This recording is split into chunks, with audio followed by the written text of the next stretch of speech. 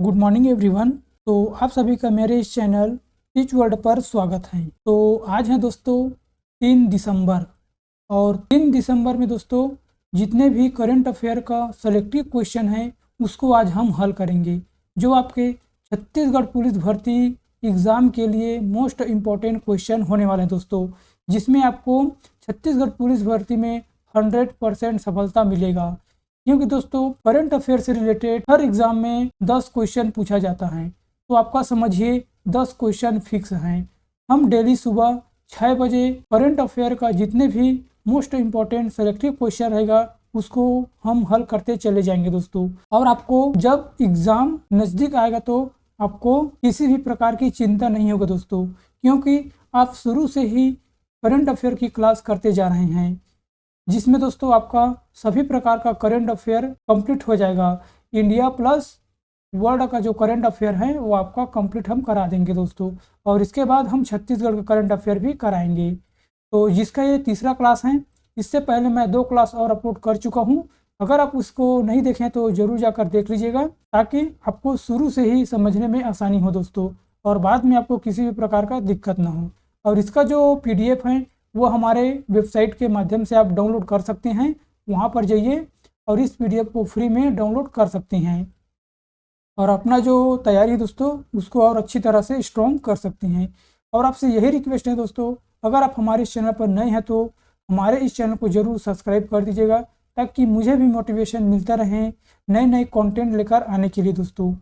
और शाम को हमारा मैथ्स का क्लास होता है दोस्तों, उसको भी ज़रूर जुड़िएगा, जो आपके परीक्षा की दृष्टि से मोस्ट इम्पॉर्टेंट क्वेश्चन होने वाला है। तो बिना देरी किए चलते हैं हम अपने पहले प्रश्न की ओर और देखते हैं दोस्तों 3 दिसंबर से रिलेटेड जितने भी सेलेक्टिव क्वेश्चन हैं उसको आज हम हल करेंगे। देखिए दोस्तों, जो सबसे पहले प्रश्न है, संयुक्त राज्य अमेरिका के 47वें राष्ट्रपति कौन बने हैं? संयुक्त राज्य अमेरिका के 47वें राष्ट्रपति कौन बने हैं? जो बाइडन, कीर स्टारमर, ये डोनाल्ड ट्रंप या कमला हैरिस? तो इसका राइट आंसर दोस्तों option number C, Donald Trump. ये डोनाल्ड नहीं दोस्तों, ये डोनाल्ड ट्रंप है। यहाँ पर देख लीजिएगा इंग्लिश में, डोनाल्ड ट्रंप जो हैं संयुक्त राज्य अमेरिका के 47वें राष्ट्रपति बने हैं। इससे जुड़े कुछ पॉइंट को कवर कर लेते हैं। डोनाल्ड ट्रंप ने USA में 47वें राष्ट्रपति के रूप में जीत दर्ज की है। इन्होंने 276 इलेक्टोरल वोट हासिल करते हुए आवश्यक 270 वोटों की सीमा को पार कर लिया है। यह डोनाल्ड ट्रंप का दूसरा कार्यकाल है। और डोनाल्ड ट्रंप जो बाइडन का स्थान लेंगे, इससे पहले कौन था दोस्तों? बाइडन। अब कौन रहेगा? Donald Trump. और USA की राजधानी है वाशिंगटन, और जिसकी महाद्वीप है उत्तरी अमेरिका, और यहाँ की मुद्रा है अमेरिकी डॉलर। और कुछ संयुक्त राज्य अमेरिका के बारे में कुछ इंपॉर्टेंट पॉइंट को कवर कर लेते हैं। जो राजधानी अमेरिका की वाशिंगटन, मुद्रा है अमेरिकी डॉलर, और राष्ट्रपति है डोनाल्ड ट्रंप। और संयुक्त राज्य अमेरिका ने किस वर्ष में एक लोकतांत्रिक संविधान को अपनाया है? तो 1987 में। अमेरिकी संविधान के पहले 3 शब्द कौन सी हैं? We the people. संयुक्त राज्य अमेरिका में कभी रूसी भूमि था? तो अलास्का। संयुक्त राज्य अमेरिका का राष्ट्रीय खेल क्या है? तो बेसबॉल। अमेरिकी को किसने खोजा है? तो कोलंबस ने। अमेरिका की पहली महिला उपराष्ट्रपति बनकर किसने इतिहास रच दिया है? तो कमला हैरिस ने। संयुक्त राज्य अमेरिका के ध्वज में कितने सितारे होते हैं? तो 50 सितारे होते हैं। और संयुक्त राज्य अमेरिका की संसद का क्या नाम है? तो कांग्रेस।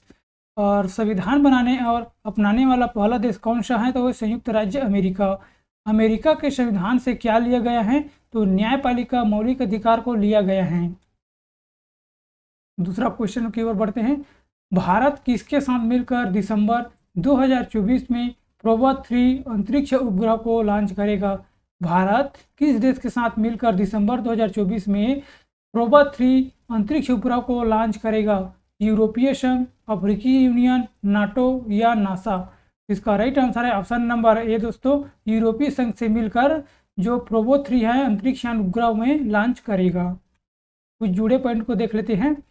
भारतीय अंतरिक्ष अनुसंधान संगठन दिसंबर में श्रीहरिकोटा से यूरोपीय संघ के प्रोबा 3 सोलर ऑब्जर्वेशन मिशन का प्रशिक्षण करेगा। इसका उद्देश्य है सूर्य के कोरोना और सौर गतिशीलता का अध्ययन करना। यह भारत का यूरोपीय संघ के साथ तीसरी अंतरिक्ष सहयोग परियोजना है। इसमें पहले प्रोबा 1 और प्रोबा 2 के परीक्षण किए गए थे और यह मिशन PSLV-1 रॉकेट के माध्यम से लॉन्च किया जाएगा और यूरोपीय संघ की स्थापना 1 नवंबर 1993 में हुआ था, जिसका मुख्यालय है ब्रिसेल, जो बेल्जियम में स्थित हैं। और जो भारतीय अंतरिक्ष अनुसंधान का गठन 1969 में हुआ था, जिसका मुख्यालय बेंगलुरु कर्नाटक में हुआ है दोस्तों, मतलब हैं, और इसके अध्यक्ष हैं एस सोमनाथ। यह अंतरिक्ष विभाग के अधीन अंतरिक्ष एजेंसी हैं। यह भारत में अंतरिक्ष अनुसंधान और अन्वेषण गतिविधियों की योजना और क्रियान्वयन के लिए जिम्मेदार हैं। Friend India closed strategic partners नामक पुस्तक किसके लेखक हैं? Friends India closest strategic partners नामक पुस्तक लेखक कौन हैं? अमित वर्मा, रोहित शेट्टी, श्रीराम चौलिया या राजकुमार मेहता? इसका राइट आंसर है option number C, Shriram Chaulia. Friends India closest strategic partners नामक पुस्तक का प्रोफेसर श्रीराम चौलिया द्वारा लिखा गया है। इस किताब में यह बताया गया है कि कैसे भारत अपने आप को वैश्विक मंच पर विश्व मित्र के रूप में प्रस्तुत कर रहा है। पुस्तकें और लेखक के बारे में कुछ करंट अफेयर्स रिलेटेड क्वेश्चन देख लेते हैं। कैरोस पुस्तक के लिए 2024 का अंतर्राष्ट्रीय बुकर पुरस्कार किसने जीता है? तो जेनी एरपेन बेक ने। और संस्कृति का आयाम किसके द्वारा लिखा गया है? तो मनोरम मिश्रा द्वारा। इंडियाज न्यूक्लियर टाइनस सौम्या अवस्थी द्वारा लिखा गया है। द कॉन्स्पिरेसी किसके द्वारा लिखा गया है? तो गोडबाया राजपक्षी। ट्रोलिंग द सन ये किसकी लेखक हैं? लक्ष्मीपुरी की। वाई भारत मैटर्स जयशंकर द्वारा लिखी गई है, जो विदेश मंत्री हैं। इंडियन फाइनेंस मिनिस्टर ये किसके हैं? A.K. भट्टाचार्य। और 12th फेल ये किसके लेखक हैं? अनुराग पाठक। और द विनर्स माइनस की पुस्तक के लेखक कौन हैं? सेन वाटसन। टाइम शेल्टर उपन्यास किसके द्वारा लिखी गई हैं? जॉर्जी गोस्पोडिनोवा। अगला क्वेश्चन देखते हैं। नवंबर 2024 में बिहार की प्रसिद्ध लोक गायिका शारदा सिन्हा का 72 वर्ष की निधन हो गया है। इन्हें किस वर्ष पद्म भूषण से सम्मानित किया गया था? 2019, 2020, 2022 या 2018? इसका राइट आंसर है ऑप्शन नंबर डी, 2018 में पद्म विभूषण से सम्मानित किया गया था। प्रसिद्ध लोक गायिका शारदा सिन्हा, जिन्हें बिहार कोकिल के नाम से भी जाना जाता है, इनका 72 वर्ष की आयु में कैंसर के कारण निधन हो गया है। बिहार से संबंध रखने वाली शारदा सिन्हा मुख्य रूप से मैथिली और भोजपुरी भाषाओं में गीत गाती थी। कुछ चर्चित निधन के बारे में जान लेते हैं। अक्टूबर 2024 में टाटा सन्स के चेयरमैन का 86 साल की उम्र में निधन हो गया। उसका क्या नाम है? उसका नाम है दोस्तों रतन टाटा। इस देश के पूर्व प्रधानमंत्री सलीम होश का 94 वर्ष की आयु में निधन हो गए हैं। तो लेबनान। अगस्त 2024 में किस संगठन के पूर्व महानिदेशक गिरीश साहनी का निधन हो गए हैं? तो वैज्ञानिक और औद्योगिक अनुसंधान परिषद। अगस्त 2024 में भारतीय तटरक्षक बल के महानिदेशक का निधन हो गया है। उसका नाम क्या है? राकेश पाल। अगस्त 2024 में यूट्यूब की पूर्व CEO का निधन हो गया है। इसका क्या नाम है? तो सुशांत ओजस्की। अगस्त 2024 में पूर्व विदेश मंत्री का निधन हो गया है। इसका क्या नाम है? नटवर सिंह। अगस्त 2024 में किस नोबेल पुरस्कार विजेता का निधन हो गया है? तो त्युंग दाओ ली। अगस्त 2024 में पश्चिम बंगाल के किस पूर्व मुख्यमंत्री का निधन हो गया है? तो बुद्धदेव भट्टाचार्य। अगस्त 2024 में किस लोकप्रिय भारतनाट्यम और कुचिपुड़ी नृत्यांगन का निधन हो गया है? तो यामिनी कृष्णमूर्ति की। अगला क्वेश्चन को पढ़ते हैं। युद्ध और सशस्त्र संघ में पर्यावरण के शोषण को रोकने के लिए अंतर्राष्ट्रीय दिवस 2024 कब मनाया गया है? 5 नवंबर को, 7 नवंबर, 6 नवंबर या 4 नवंबर? इसका राइट आंसर है दोस्तों ऑप्शन नंबर सी, 6 नवंबर को मनाया गया है। युद्ध और सशस्त्र संघर्ष में पर्यावरण के शोषण को रोकने के लिए अंतर्राष्ट्रीय दिवस 6 नवंबर को प्रतिवर्ष मनाया जाने वाला एक अंतर्राष्ट्रीय दिवस है। इस दिवस की शुरुआत 5 नवंबर 2001 को संयुक्त राष्ट्र महासभा के दौरान की गई थी। इस दिवस का उद्देश्य है संघर्ष के समय पर्यावरण की रक्षा करना और जागरूकता को बढ़ाना और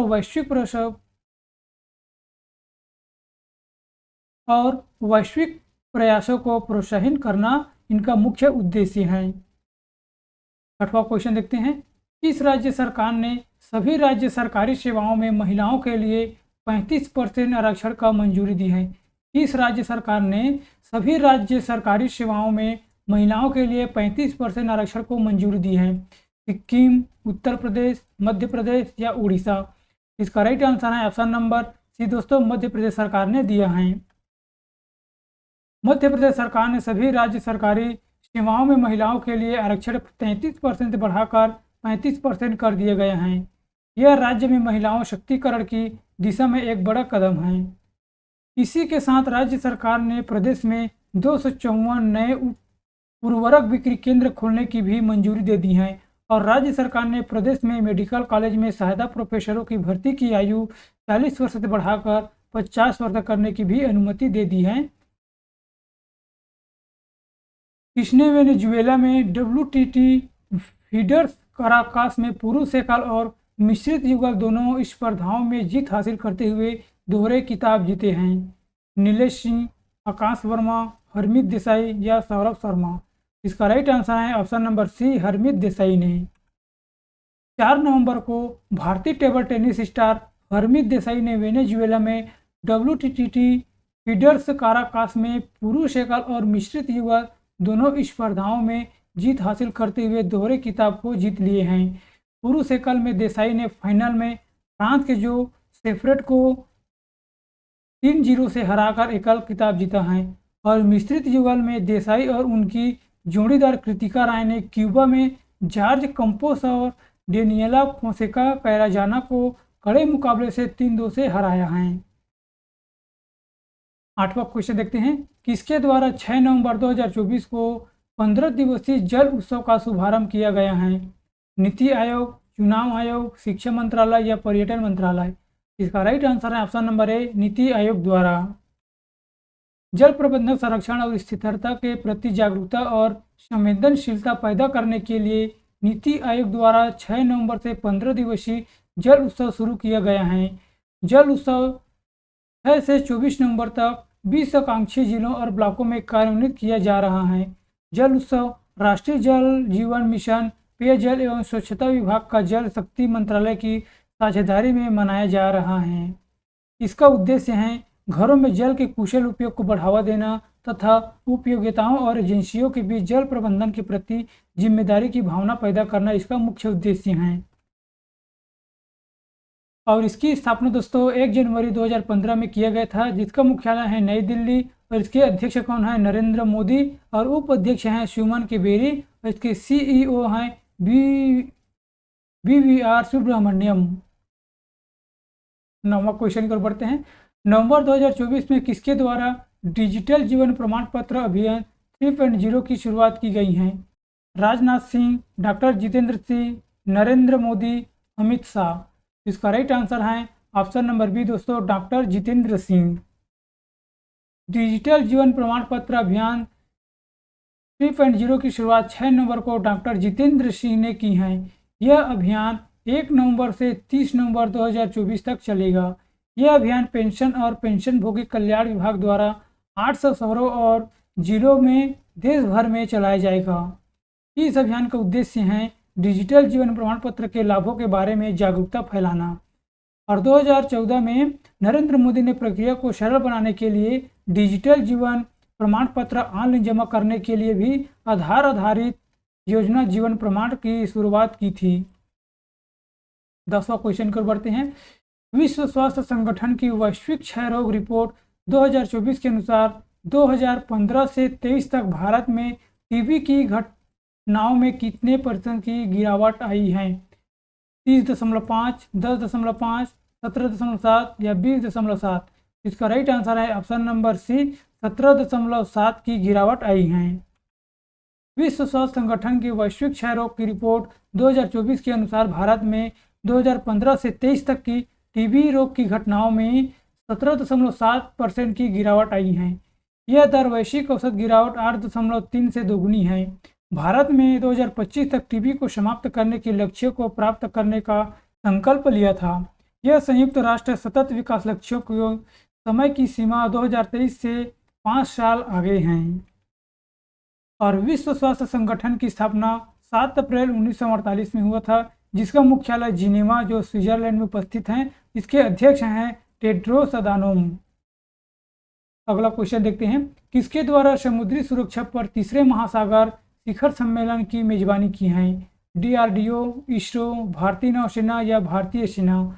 इसका राइट आंसर है ऑप्शन नंबर सी, भारतीय नौसेना ने। भारतीय नौसेना ने समुद्री सुरक्षा पर महासागर शिखर सम्मेलन के तीसरे संस्करण की मेजबानी की है। यह एक विश्व वार्षिक प्रमुख आउटरीच कार्यक्रम है जिसका मुख्य उद्देश्य है क्षेत्र में सभी के लिए सक्रिय सुरक्षा और विकास के ढांचे के तहत हिंद महासागर क्षेत्र के समुद्री प्रमुखों के बीच सहयोग को बढ़ावा देना। और शिखर सम्मेलन का विषय है IOR में आम समुद्री सुरक्षा चुनौतियों को कम करने के लिए प्रशिक्षण सहयोग।